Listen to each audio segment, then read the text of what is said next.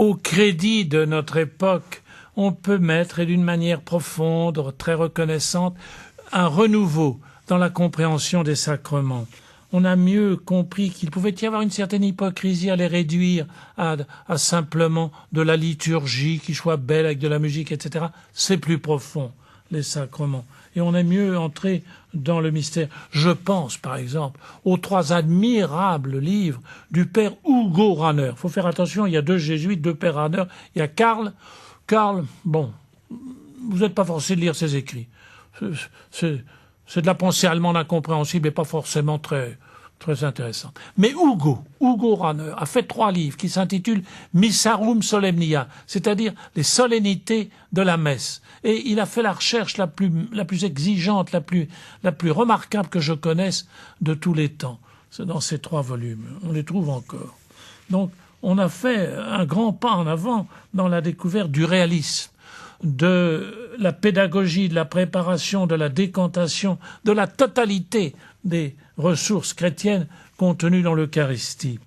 Bien sûr, on ne nous a pas attendus, mais ça n'a pas commencé aujourd'hui, la réduction de l'Eucharistie. Juste après la multiplication des pains, souvenez-vous des paroles des apôtres, quand Jésus a dit « Je suis le pain vivant descendu du ciel, si vous ne mangez ma chair ».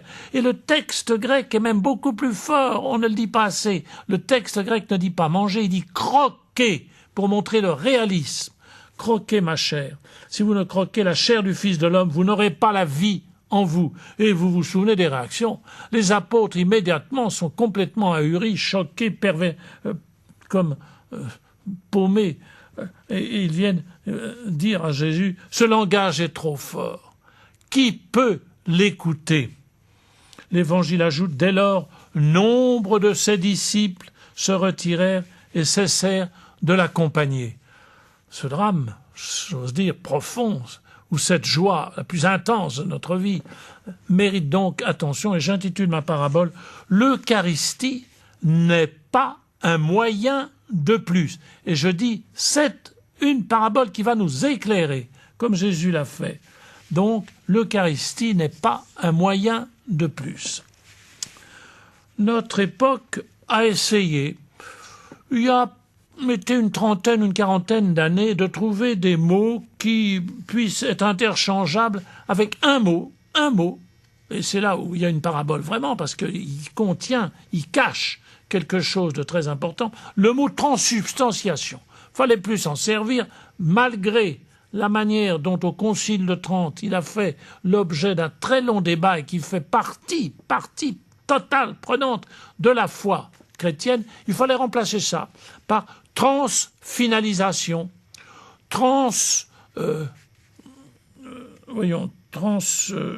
j'ai écrit le mot là, transsignification, transfinalisation, enfin, des trans. Bon, on changeait une trans pour une autre, mais celle-là était faiblarde. Qu'est-ce que c'est qu'une transsignification? On va changer de sens, et après. Une transfinalisation, on va changer de but, et après, comme si c'était un moyen. Je me demande si cette démarche n'a pas été constante, de quelque manière que ce soit, tout au long de l'histoire de l'Église. Si l'Eucharistie est un don, il faut toujours revenir à cela. Je me demande si cette démarche n'est pas le problème, n'est pas d'abord de l'expliquer, si c'est un don, mais de le recevoir.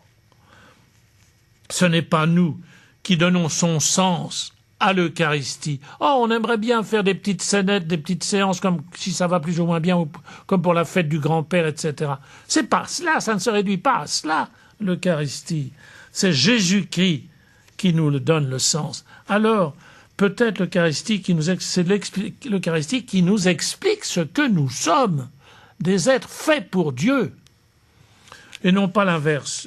Il est facile de réduire la vénération eucharistique des siècles derniers qui nous ont précédés en les critiquant, en le trouvant ça de la piété un peu psychologique, un peu infantile, en disant que l'adoration, c'est pas nécessaire, etc., etc.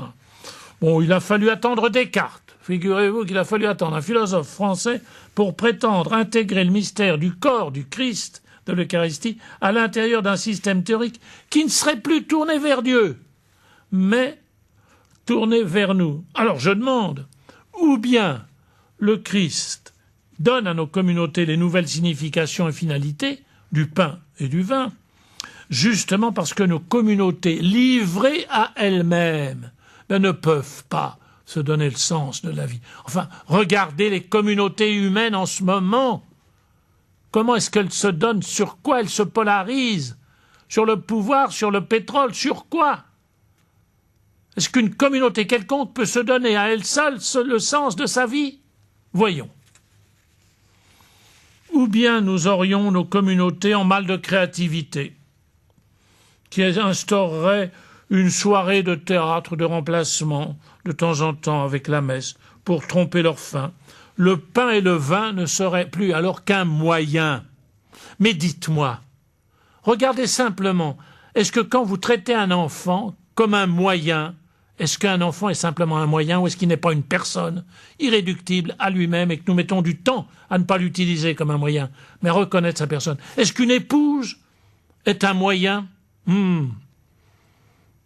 Drame qui se prépare dans un mariage quand on considère l'épouse uniquement. Le mot prolétariat vient de là. C'était ceux qui n'étaient capables que d'être les moyens de fournir un homme de plus. Enfin, voyons. Est-ce qu'une épouse est un moyen? Alors l'Eucharistie, elle n'est pas un moyen de plus pour demander à Jésus telle ou telle chose. Bien sûr, nous pouvons lui demander tout. Il nous répondra. Pas à sa manière, pas à notre manière, mais à sa manière. Mais il n'est pas un moyen, ce n'est pas un moyen, non. Dans l'Eucharistie, on ne peut pas penser la présence du Christ sans la penser à partir du don de Dieu. Dieu nous donne la présence de toute sa divinité. Nous sommes habités, nous ferons en lui notre demeure, dit Jésus. Toute la divinité est là, avec toute l'humanité de Jésus. Il ne vient pas de nous. L'amour s'est donné, même si les siens ne l'ont pas reçu. L'amour accomplit entièrement le don, même si l'on méprise ce don. Le Christ endure de prendre un corps sacramentel avec toute l'humilité que cela suppose. Mais l'Église nous dit, il n'y a plus de pain, il n'y a plus de vin, il y a le corps et le sang du Christ, avec toute la plénitude de sa divinité et de son humanité. Il a pris un corps jusqu'à ne plus résister. Comme dit Isaïe, ne pas reculer en arrière, ne pas se soustraire son visage aux outrages. Rendre son visage dur comme la pierre, dit Isaïe aussi, pour nous montrer la patience, la force de cette présence réelle de Dieu. On ne peut pas changer cela. Le corps sacramentel achève l'oblation du Fils à son Père et du Père à son Fils dans la Sainte Trinité qui nous habite. C'est Dieu qui se donne à lui-même à l'intérieur de nous, qui a voulu prolonger ce don dans l'Eucharistie. Et de là, la source. Quelle chance! Nous n'en sommes pas le maître. Nous n'avons pas à expliquer. Mais comme disaient les pères de l'Église, à recevoir.